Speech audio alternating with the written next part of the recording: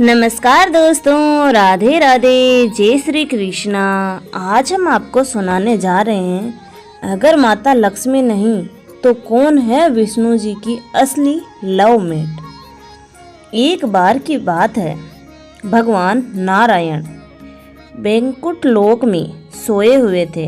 उन्होंने स्वप्न में देखा कि करोड़ों चंद्रमाओं की कांति वाले त्रिशूल डमरूधारी त्रिलोचन भगवान शिव प्रेम और आनंदित होकर उनके सामने नृत्य कर रहे हैं। उन्हें देखकर भगवान विष्णु हर्ष से गदगद हो उठे और अचानक उठकर बैठ गए और कुछ देर मग्न हो गए।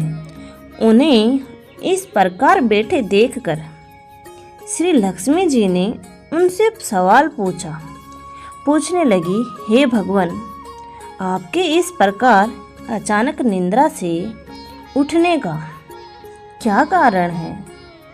भगवान ने कुछ देर तक उनके उस प्रश्न का कोई भी उत्तर नहीं दिया और आनंद में निमग्न हुए चुपचाप बैठे रहे।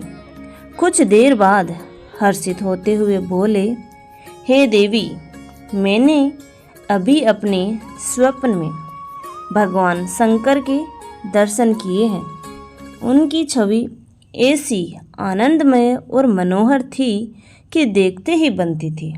मुझे ऐसा लग रहा था कि भोलेनाथ ने मुझे स्मरण किया है। चलो कैलाश में चलकर हम लोग महादेव के दर्शन करते हैं। ऐसा विचार कर दोनों कैलाश की ओर चल दिए।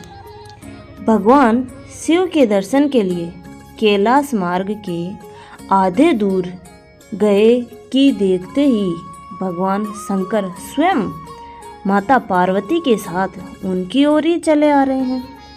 अब भगवान के आनंद का तो कोई ठिकाना ही नहीं रहा। पास आते ही दोनों परस्पर बड़े प्रेम से मिले। ऐसा लगा मानो प्रेम और आनंद का समुद्र चारों ओर उमड़ पड़ा हो। एक दूसरे को देखकर दोनों के नेत्रों में आनंद अश्रु बहने लगे। दोनों ही एक दूसरे से लिपटे हुए कुछ देर तक ऐसे ही खड़े रहे। जब विष्णु भगवान ने शिव शंकर से पूछा तो मालूम हुआ कि शंकर जी को भी रात्रि में इसी प्रकार का स्वप्न आया था कि मानो भगवान विष्णु को उसी रूप में देख रहे हों जैसे वे अभी उनके सामने खड़े थे। दोनों के स्वप्न के वृत्तांत से अवगत होने के बाद दोनों एक दूसरे को अपने अपने निवास ले जाने का आग्रह करने लगे। नारायण ने कहा कि वैकुंठ चलो और भोलेनाथ कहने लगे कि नहीं, कैलाश की ओर प्रस्थान करो। ऐसे दोनों काफ़ी देर तक एक दूसरे को अपने अपने निवास को ले जाने को आतुर थे, लेकिन दोनों के आग्रह में इतना अलौकिक प्रेम था कि यह निर्णय करना कठिन हो गया कि कहाँ चला जाए।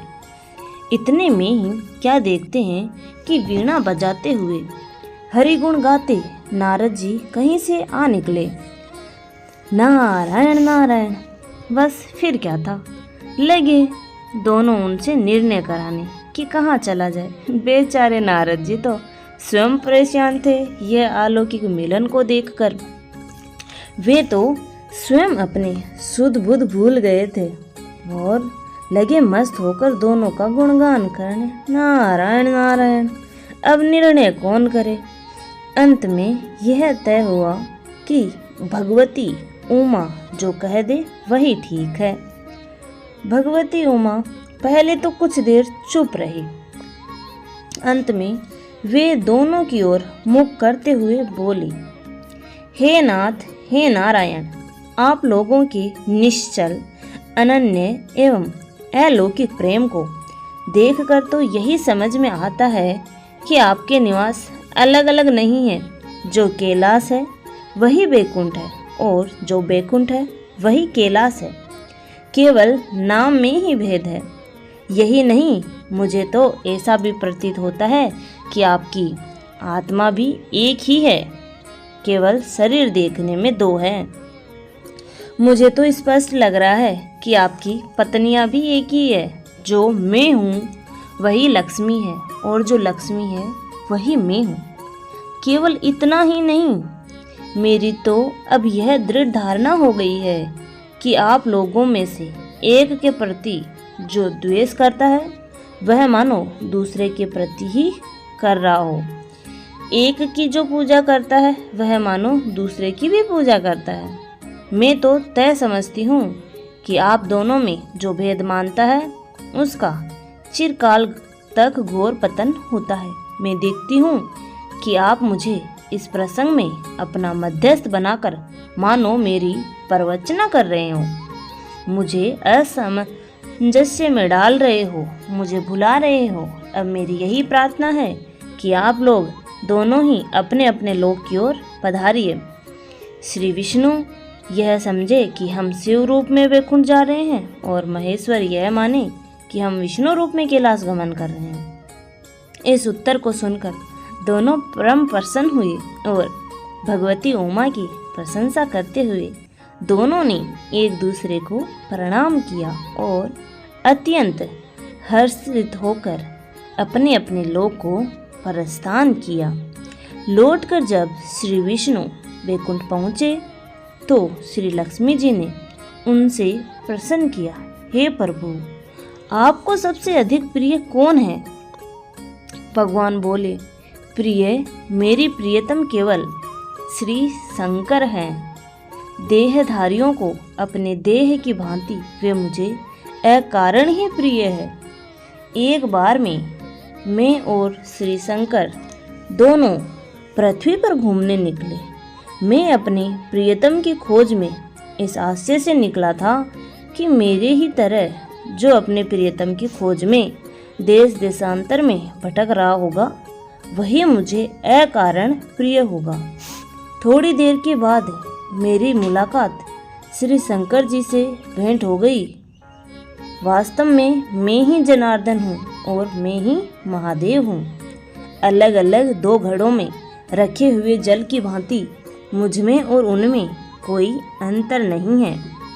शंकर जी के अतिरिक्त शिव की चर्चा करने वाला शिव भक्त भी मुझे अत्यंत प्रिय है। इसके विपरीत जो शिव की पूजा नहीं करते वे मुझे कदापि प्रिय नहीं हो सकते। इस तरह जो शिव जी की पूजा करता है वही वैकुंठवासी विष्णु को भी स्वीकार है और जो श्री विष्णु की वंदना करता है वह त्रिपुरारी को भी मना लेता है। धन्यवाद दोस्तों, आशा करती हूँ मेरी ये जानकारी आपको पसंद आई होगी। ऐसी ही जानकारी प्राप्त करने के लिए आप हमारे चैनल को सब्सक्राइब करना ना भूलें, लाइक शेयर एंड कमेंट करें। धन्यवाद।